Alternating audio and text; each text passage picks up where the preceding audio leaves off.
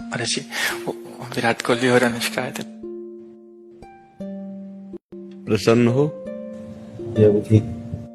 हाँ, नहीं, ठीक ही रहना चाहिए। जब प्रभु किसी पर कृपा करते हैं, ये वैभव बढ़ना या यश बढ़ना, ये भगवान की कृपा नहीं मानी जाती। भगवान की कृपा मानी जाती है अंदर का चिंतन बदलना। भगवान जब कृपा करते हैं तो संत समागम देते हैं, कि दूसरी जब कृपा होती तो विपरीतता देते हैं, और फिर अंदर से एक रास्ता देते हैं। ये मेरा रास्ता है, ये परम शांति का रास्ता है, ये शांति का रास्ता नहीं।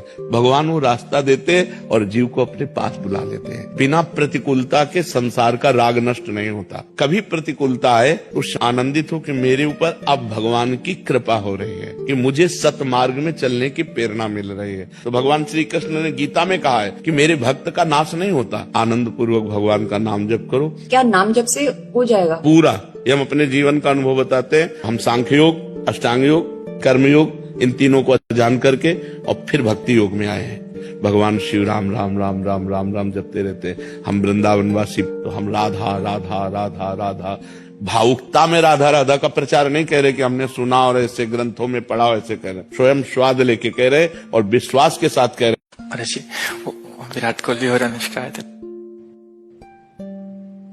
प्रसन्न हो? ठीक। हाँ, नहीं, ठीक ही रहना चाहिए। जब प्रभु किसी पर कृपा करते हैं, ये वैभव बढ़ना या यश बढ़ना, ये भगवान की कृपा नहीं मानी जाती। भगवान की कृपा मानी जाती है अंदर का चिंतन बदलना। भगवान जब कृपा करते हैं तो संत समागम देते हैं, कि दूसरी जब कृपा होती तो विपरीतता देते हैं, और फिर अंदर से एक रास्ता देते हैं। ये मेरा रास्ता है, ये परम शांति का रास्ता है, ये शांति का रास्ता नहीं।